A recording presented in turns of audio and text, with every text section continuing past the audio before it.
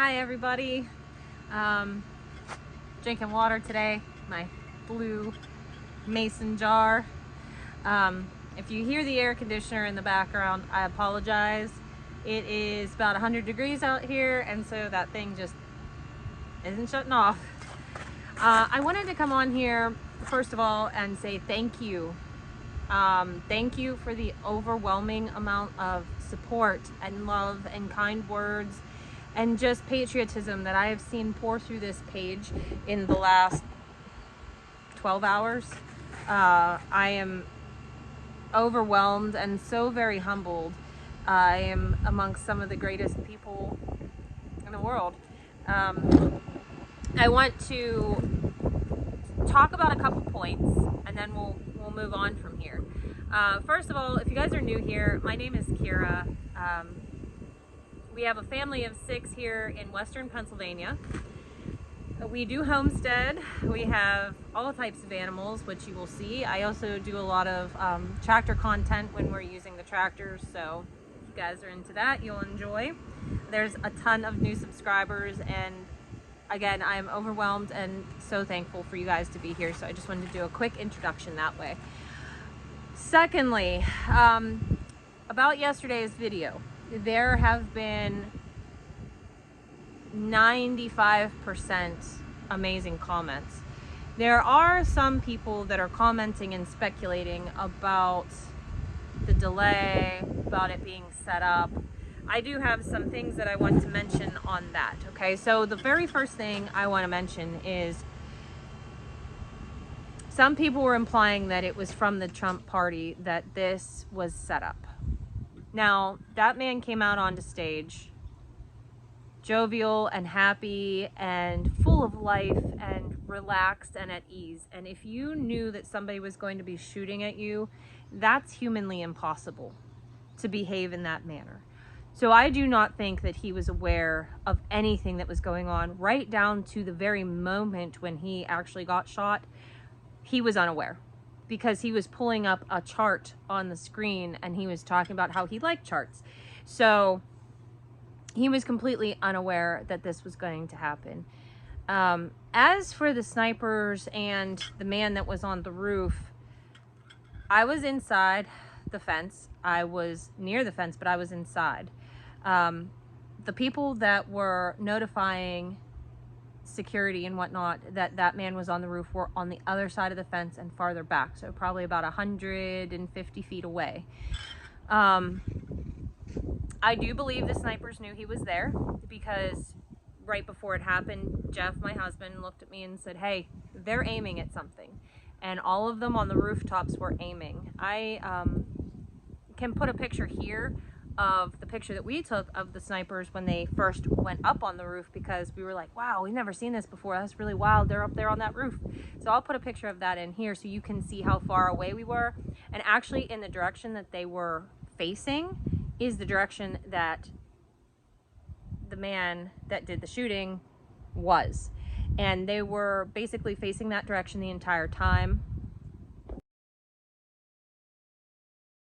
So yeah, they were facing that direction mostly the entire time, and they went up there around 5 o'clock. Trump took to the stage around 6 o'clock, and this happened maybe 10 minutes into his speech.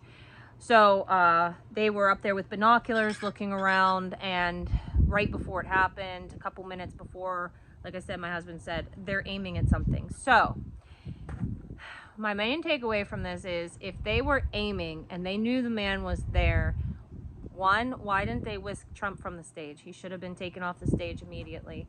And number two, Trump was completely unaware that any of this was happening. He was looking in the opposite direction. And again, his demeanor, if you read people's body language, even if they're a really good actor, you will be able to identify when they know something's wrong. There was none of that. You guys can go back and watch the videos and use your common sense, your practical judgment, and look at that, and you'll see that he had no clue. In fact, even when the bullet was passed and he grabbed his ear, he kind of like was like, what just happened? And then he was like, somebody yelled, get down, and he was like, he looked and he got down. So he was just as shocked as everybody else. Again, I want to offer my condolences to the family of the firefighter that was lost. He was protecting his family, and he died the most courageous death. My thoughts and prayers go out to his family. I cannot imagine and fathom that loss that they are feeling. But I know that as a community, people will come together and support them. And I hope they find some peace in that. I also, like I said, I just want to thank everybody for all your kind comments. There's been a few nasty ones, and on this channel, when they come through, I just delete them. I don't want this to be an environment where the people that follow me and are here for good comment and good content and good times to have to contend with nastiness. So when I see that, I just get rid of it. Sometimes I'm not sure if somebody's meaning to be rude or not, so it's hard to decipher somebody's intent through typing. But if I think that somebody's not being nasty, I'll respond in a respectful way. But I think if you are just coming on here to be ignorant, there's just no point in arguing. I stand firm on my ground that if you support what happened yesterday, you're awful, you're less than human, you're scum on the bottom of the earth. Nobody wants to see this happen to anybody. That's either side. And maybe that's just us having a little bit more morals or what. I don't want to come off and say that I hate all Democrats, because I surely don't. Get out of here, Sweat Bee. Sweat Bee just went in my water. I certainly don't. They're human too, you know? We just have different opinions. And that's fine. I respect people's rights to have different opinions. What I don't respect is somebody that celebrates something like yesterday. Somebody that is so far out in left field, literally out in left field, that they're cheering for this, that they're asking for this, that they cannot see what has become and what needs to happen moving forward. And what needs to happen is we all just need to be together. Do you ever see the image of, it's a group of people bowing down to one, and then one person stands up to that one, and they're, you know, whipping at them and everything, and then a few people stand up to that one, and then everybody stands up to that one. That's kind of how I feel like we need to be right now. We need to stand up, and we need to do so in a peaceful and very collected manner. We need to use our words precisely, clearly, and confidently. We need, because I'm going to be honest, if you've ever had a conversation with some of these people that are very extreme, if you remain cool, calm, collected, and considerate at that unnerves them like nothing else. It's, my grandma used to say, killing them with kindness is what we need to do, in a way, while maintaining our boundaries and our firmness and our belief systems, because that gets under the skin. I think what needs to not happen is people need to not lose their minds. People need to stay very reserved. This is not the time to seek, you know, retribution or vengeance or anything like that. This is the time to stand firm, stand your ground, hold the line. That's what time it is. So in that, what can we do moving forward? Well, I don't have all the answers. I don't think any one person does. But I think it's going to be extremely important that we get out there and we vote. It's going to be extremely important that if our elderly loved one is unable to make it to the polls, we say, do you want to register for an absentee ballot the correct way, and help them with that process. If you know people, again, more elderlies down the street that are unable to get out, offer to help them with the process. Offer to get their voice heard too. This goes for younger people. I think younger people really need to be sat down by their parents and told, look, get your mind straight. This is what's happening. Does this seem right to you? We're missing a lack of real conversation. And I understand that there are things on the Republican agenda that does not fit everybody's ideals. There's things I don't agree with. But at this point, it's a lesser of two evils. And even, I hate using that analogy because a lesser of two evils means you're settling. And I don't want to settle. I don't want to settle. I want to fix this country. I want everything brought back to normal. I do understand that President Trump is not going to be the person to unify everybody because this country's too far divided on him at this point. But I hope that what people can realize is that he really does care about each and every person in this country. He really, truly does. He wants to see this country thrive. And even if the argument is usually, well, he only cares because it's his pocketbook. Well, at least he cares. At least he wants to see us better than we are now. Even if it does help him at the end of the day, who really cares? As long as his interest is our best. That's all I care about. Again, I don't like getting political on this channel. I like to show you cute little animals and my garden and my tomatoes and my high tunnel and, you know, milking my goats. That's what I like to talk about. But right now, this is so fresh and so new. I feel like it needs to be talked about more. And I will admit, part of the reason why I was so reserved to talk about my political beliefs is because I didn't want to hurt feelings. And I didn't want to turn people away. I wanted people to like me.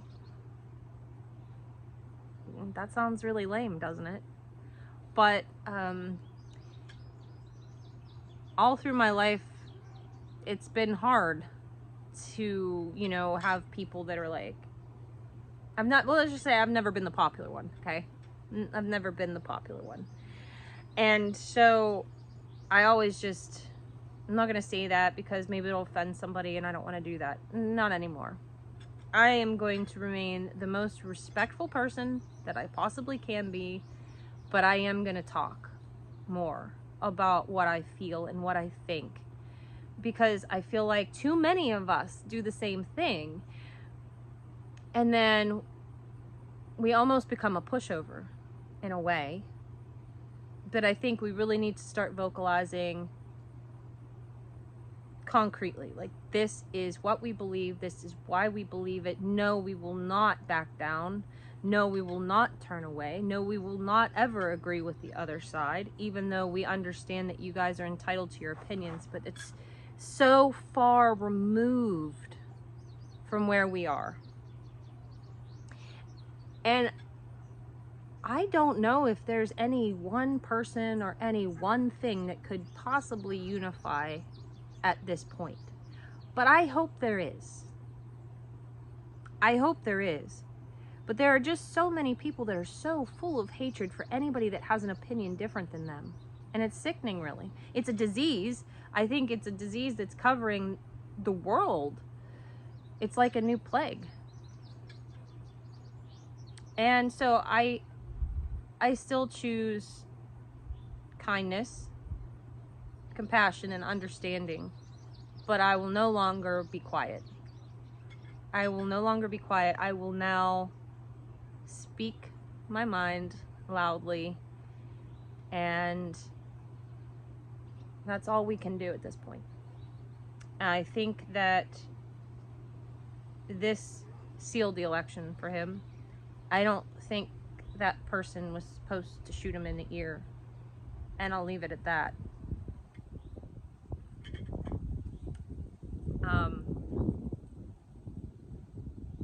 I have my own feelings as to what happened yesterday. Thinking back on it, reflecting, knowing what I observed, knowing everything that's been said in the past week, months, about putting him in the crosshairs. They're worried that people will start putting two and two together. We already have. We've already put two and two together. But if it can be proven, that's another story. So, again, we all have to come together. We all have to be vigilant. We all have to be peaceful and collected, reserved. There's power in that. When you can look somebody dead in the eyes and not be shaken by the insanity that they're talking. You can be calm, cool, and collected. That'll unnerve a lot of people. So, know the facts, educate yourself as most as possible on everything, which is hard to do because there's a lot these days. Those that are overseas and in other countries, we're in this together. We all are. We're all on the same page. We all want the wars to stop. We don't want this to continue. We just need to talk. We need to use our voices. We need to be loud. So, anyways, I promise in the next video we'll get back to some homesteading content. I just really wanted to get on here and say thank you guys so much. I am overwhelmed by the support. Yesterday's video was not meant to do anything other than just be a platform for me to vent. I did that. I feel much better about it. The kids are doing good. Everybody's doing good. So we're good. We have a healthy mindset as a family as a whole. We are strong, and I'm thankful for that. I think I chalk a lot of it up to these kiddos being homeschooled. We have a strong sense of family and not a lot of outside distractions that can mess with mental states of things, you know, if that makes any sense. It does in my own head, but that's because I'm thinking it, so I hope it makes sense to you guys too. Honestly, I think homesteading and homeschooling is vital. It's very, very important, but I understand that that's not possible for everybody. I wished it was. I wished it was. Anyways, I am going to pop off of this video because my ice has melted and I need to go get more water. And I need to get in there and finish my cheesecakes. It's my father-in-law's birthday, and so that is what he requested, was a chocolate cheesecake, and that is what I'm doing. So I hope you guys have a great day, and we will see you in the next video. Bye.